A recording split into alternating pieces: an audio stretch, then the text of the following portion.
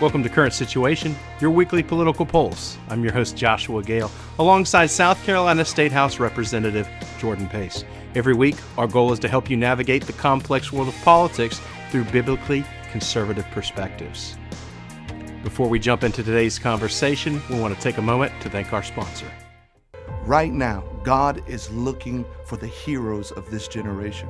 Heroes that refuse to conform to this world and that understand that bowing at any other altar than the altar of Jesus Christ is living a lesser life. A generation full of light, standing in the face of darkness, unafraid and ready for war. What God is looking for today are troublemakers. In 1 Kings 18:17, God found a man. His name was Elijah, and he became a troublemaker to the enemy. We believe that there is an army of young adults rising up that are coming together and are determined to be troublemakers to Satan and his plans. You see, the troublemakers, we have a code. We will live in awe, completely amazed at God and his goodness. We are determined to pursue making God our passion. We will walk it out, living a lifestyle of holiness. We are the counter movement, never bowing to a culture which contradicts the kingdom of God. We have determined that we will develop and act like the real sons and daughters of God. I'm Denise Malayon. And I'm Tim Rice. Come and join the movement. Today we're discussing state policy on healthcare services and what the Bible says about who is responsible for their family's health. Jordan, how are you? I am doing all right. How are you, Josh? I'm doing great. Congrats on the new edition. You got I appreciate it. New little one just arrived. Yes. She just arrived. She's perfect. She's wonderful. We are overjoyed. A little tired, but it is has been so wonderful. The kids are thrilled, and we've enjoyed this past week with her. Good. So today we're talking about healthcare, and this conversation that we're going to dig into tonight kind of started over a year ago. Mm-hmm. And would you give us some of the background on these bills that you guys are talking about this week and how it all originated? Yeah. So for the last several decades, there's been discussions about splitting up what a government agency here in South Carolina called DHEC, the Department of Health and Environmental Control. DHEC was in charge of both health care services and environmental services. So everything from approving hospitals to approving septic tanks in the same agency. And it didn't make any sense. So the idea was to split them up into one is healthcare related, and then one is environmental, and they do those things separately rather than together inefficiently. That kind of the idea there is to decentralize what had been centralized. Right. And so as a result of that, the provisions of the new health side of things probably needed a little fleshing out. In reality, for the last several decades, the powers and regulations of what used to be known as DHEC, what's now the health side of DHEC, it's been split off, have grown tremendously. And we really saw that in effect over the last 3 or 4 years through the pandemic about all the powers that DHEC could wield. So we have, I actually have a copy of H4927, the House bill. It's about 75 pages long. The Senate version is more than 3.5 times the size of this. It's like 240 pages long. Massive bills that, especially the Senate one, adds a whole bunch of new powers and does a whole bunch of stuff. The House one essentially creates an overarching bureaucracy over several different agencies. Okay. And if you want to read along or you want some bathroom reading material, this is S915. S915 is the one that's 240 pages long. The Senate passed that last week. The House is set to take up the much shorter version, I say shorter as in relative terms, most of our bills that we read are 2 or 3 pages. And one of the reasons for that is in our state constitution, there's a rule called the one subject rule. I think it's in Article 3. But anyway, the main idea there is a bill needs to have one subject.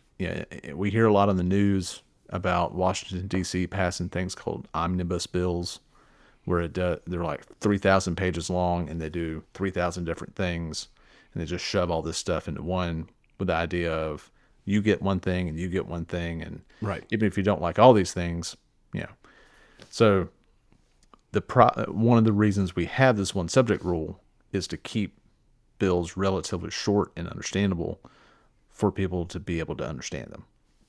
So the House bill, at least, the main thing that it does is creates this new Office of Health and Policy with a director that's appointed by the governor. And this director would essentially have all of the powers that DHEC used to have when it was DHEC in one person, rather than a board that used to run DHEC. The board was made like there was one person from every congressional district, plus one chairman that the governor appointed. So again, that was a kind of a distributed model, and that was just DHEC. Not only would this person have all the powers that DHEC had, they would also be over the Department of Alcohol and Other Drug Abuse Services, which is its own agency, the Department of Disabilities and Special Needs, the Department of Public Health, the Department of Health and Human Services, the Department of Mental Health, and the Department of Aging. Under all one of this person. Under one person. Right. Wow. So some folks have called this a healthcare czar, kind of borrowing from the federal terms. That's not too far off.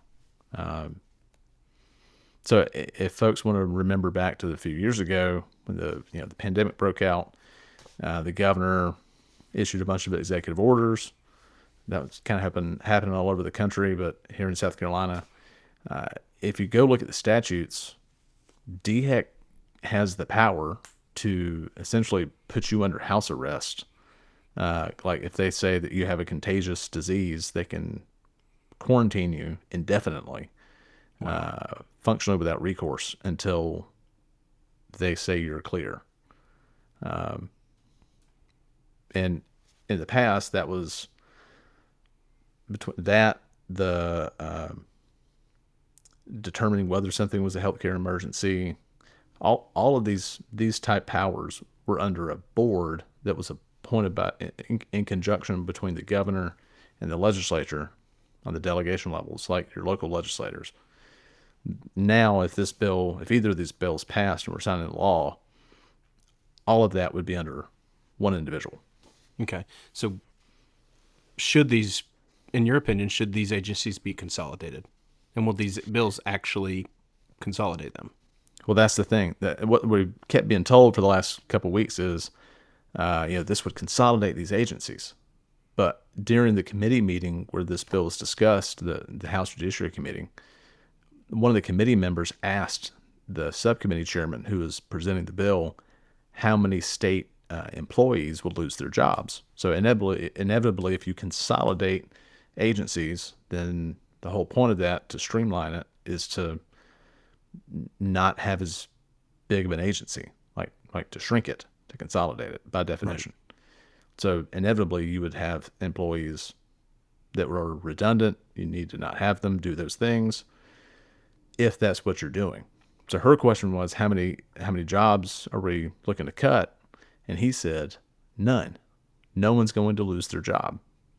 So not only are the agency heads of all these agencies still going to have a job, but no longer be subject to being fired by the governor or the legislature, only to this new healthcare czar.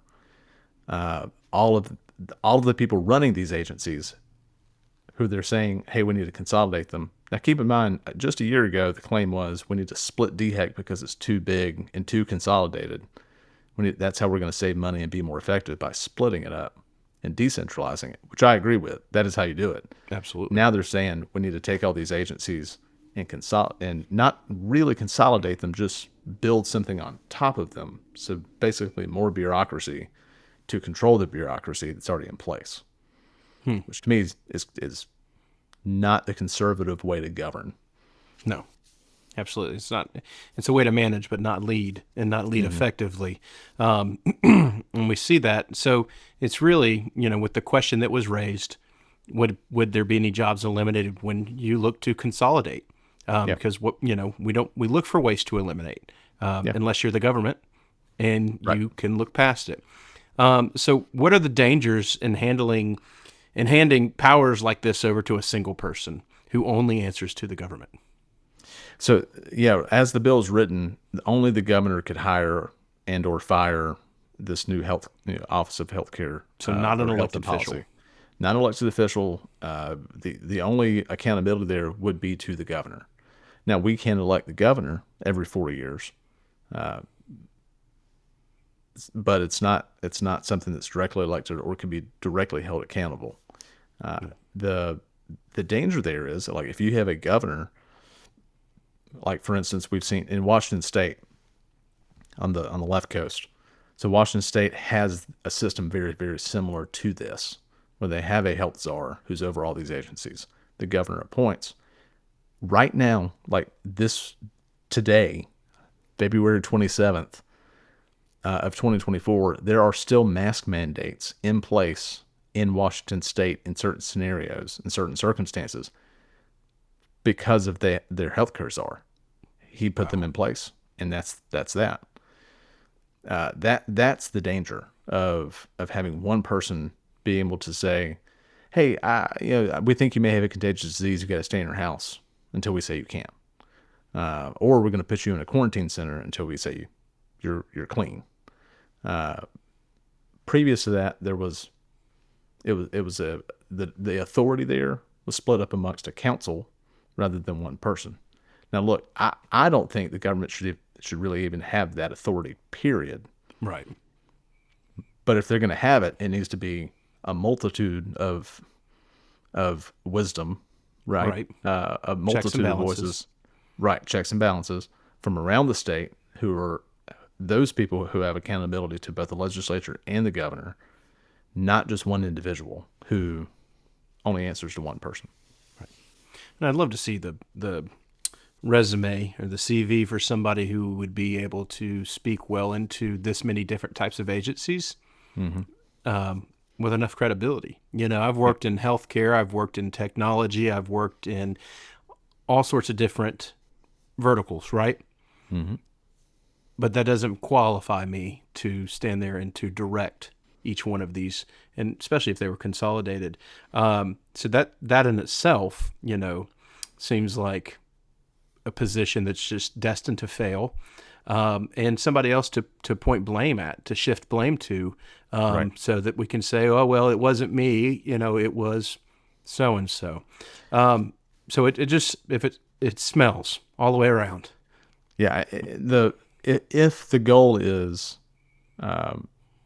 to be more effective in if the goal is to make these agencies more effective in what they're supposed to do, then let's make those agencies more effective in what they do by going in and auditing them and seeing what needs to be done within those agencies, or if those agencies need to be eliminated or half eliminated, moved, and merged with and consolidated with another agency, one at a time, not shove all of them together. Like you said, who has that kind of oversight experience and ability to oversee alcohol and drug abuse, special needs, aging, and the general health policy across the state?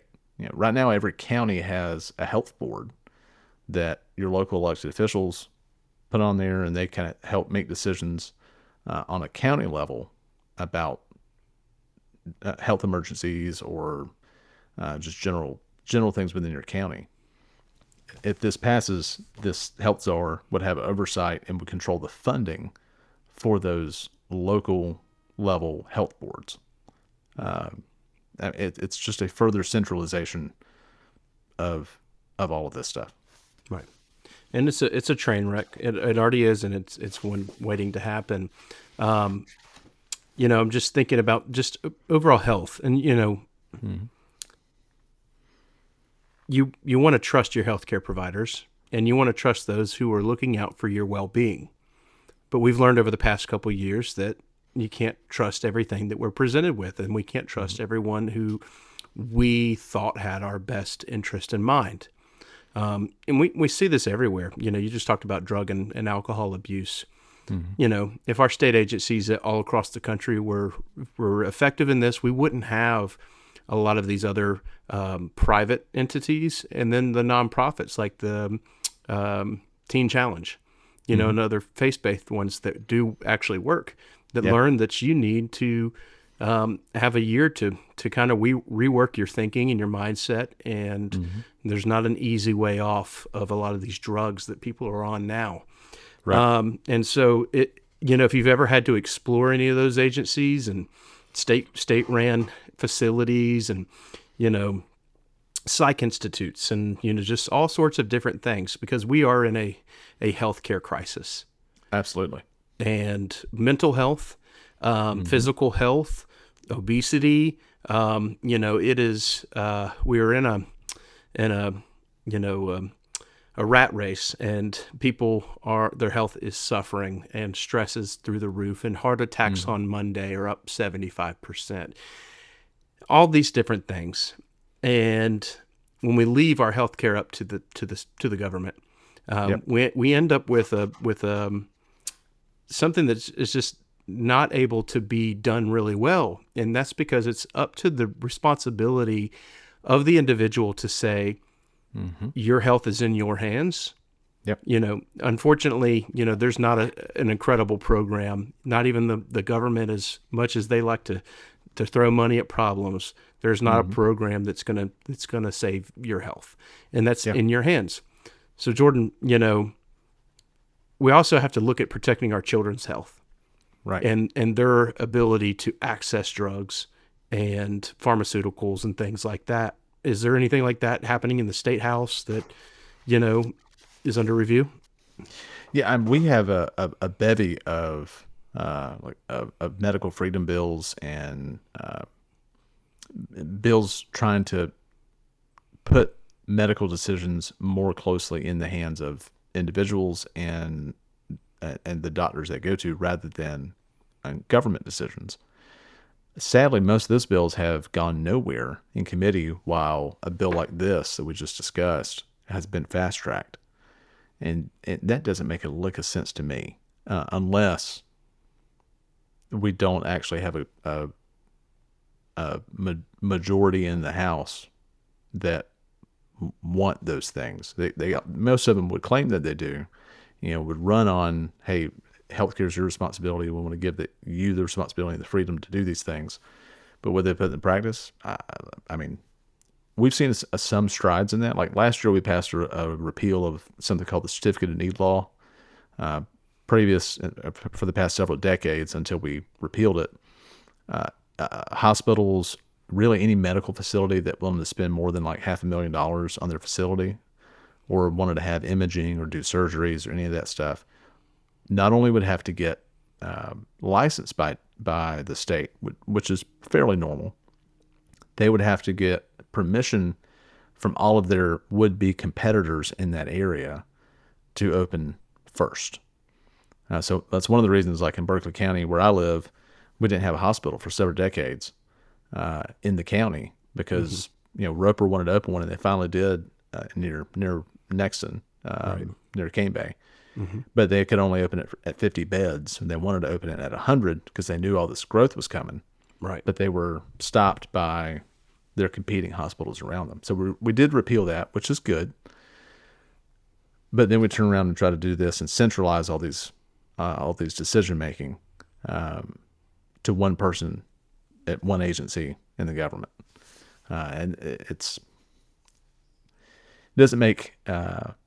It is not ideologically consistent to do that, right? From my perspective, absolutely. And to what you were saying, if we look to the Bible as our guide, which this should be our goal, we see several instances where the idea of distributing power and responsibility, even when the government is involved, is praised as a good idea, as a wise thing to do. It's distributing that, not centralizing it. If you go look at, I think it's Exodus 18. Yeah, Exodus 18. Moses had been like overwhelmed with judicial cases. Like the whole nation of Israel, every dispute they had, they were bringing to Moses personally for him to rule on, and he just couldn't do it. There wasn't enough hours in the day.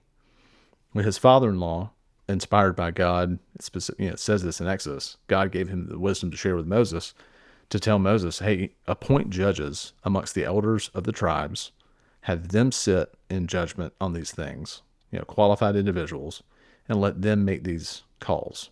So you can do the things you need to do, and not sit here on a rock all day deciding, whose sheep belongs to who. Right. So, that's the model there, is to distribute that. The inverse of that is when we talked about this on the show in the past, like when the people of Israel come to Samuel and say, we want a king. And he says, no, you don't. That's a really bad idea. And they insist upon it. And basically he lays out the consequences for them getting what they want. It's going to be a lot of bad stuff. No good stuff. Like he doesn't say, by centralizing power in this one person, all these bad things are going to happen, but you're going to get these good things too. It's nothing but bad things that he lays out. Right. So speaking of judges, last week was our Republican primary here, or this past Saturday, right, in South Carolina, and there were a couple questions after that. That one question was, the next, who would you like to see as the Republican candidate for president? In which Donald Trump did win. 60-40. 60-40, a little bit more than 60-40 maybe. Something like that, yeah. And there were three questions, and one pertained to judges in South Carolina. Can you speak into that? Sure. So we've had an ongoing discussion, or maybe lack of discussion, demand for discussion on judicial reform in South Carolina. And currently we're the only state in the country that selects judges the way that we do, where a small group of 10 individuals, the majority of those individuals are attorneys, and the majority of those attorneys are lawmakers. They're in the legislature. That small group basically interviews these judicial candidates, and they can let out up to 3 per position as qualified for us to vote on in the House and joint assembly. Well, here's the issue with that is we don't, even those of us who are in the House, like in the legislature, don't know what happens in that committee. It's not recorded. It's not shared even with us. Like there are discussions why certain candidates are approved and why some aren't. Basically, they just give us a list like, here's up to 3. Sometimes it's just 1. Like probably for half the judicial races this year, only like 1 of them was found qualified. And we would have no idea who else even applied and why they weren't found qualified. We were just handed a sheet, a tally sheet of here's who's your options. It does not seem to be an overly effective way to deliver justice. I mean, there's just story after story of corruption. Yeah, I mean, here's the reality. If put yourself in the shoes of one of these judges, it's not like the U.S. Supreme Court. It's not a lifetime appointment. If you're a circuit court judge, it's a term, and so every so many years you have to go back in front of this same committee who found you qualified. And there's been several instances where a qualified judge or a judge who's been found qualified in the past ruled in a way that one of these lawyer legislators didn't like, or maybe their partner didn't like, and when they come back before the board, this review committee, all of a sudden they're not found qualified, and they can't even be up to be voted back in. Like they're just gone. Right. And some have friends And obviously they'd like to see their friends or their siblings, appointed as circuit judges. And we've seen that. I've got a state representative in my own district who's been found to, nominate friends, family members, things like that into these positions. And that's special interest, and that smells as well. Yeah, it is not on the up and up. There for more than 20 years. Actually, I met the senator who's well into his 80s, who originally started filing bills to fix this system back when we were kids. He started filing them. The guy who replaced him kept filing the same bills. The guy who replaced that guy in the House, when he went to the Senate, has been filing the same bills literally for decades. Not once has a single one of those judicial reform bills even got a committee hearing, much less got a vote on the floor. So it is something that the people overwhelmingly want. We want a change in the system, whether it's something as total as a constitutional amendment to get rid of this JMSC committee that screens it, right? And just have the governor appoint it like we do with federal judges. Or on the smallest end of things, there's a bill that would just say, hey, get rid of the nepotism, so you can't appoint family members of legislators, and you have to report out every judicial candidate that's found qualified, not just 3. Like if there's 10 people that applied, 8 of them were qualified, then all 8 get reported out, and we'll vote on it, even if it means multiple rounds of voting, right? To get down to it. Basically, we need more transparency in that system. Absolutely. Yep. Well, thank you for speaking into that. And I know there's certainly a lot of questions about that, and several questions that were on there. So, Jordan, thank you for sharing this. This is definitely something that folks need to pay attention to. This is the future of policy, healthcare policy that affects every single citizen of South Carolina. So we need to be paying attention to it, what's to come in the next, few weeks. And go ahead. And one last thought. Here's kind of the summation of going to circle back to the healthcare, the 4927 and the Senate one. We have super majorities in both the House and the Senate. We have a Republican governor. Almost all of us ran on the idea of being conservative and governing in a conservative way, of shrinking government. Right. This is the best opportunity we've had in decades. Like, we split this DHEC thing, the best opportunity we've had maybe ever to shrink the size of government, but instead it's been proposed that we grow the size of government. And that's kind of emblematic of the whole problem we have in South Carolina, is people running one way and not governing that way. And I think people are starting to wake up to that.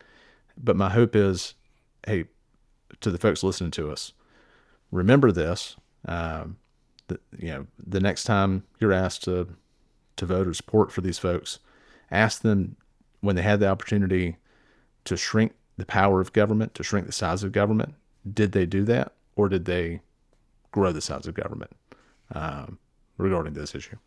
Wow. Thank you.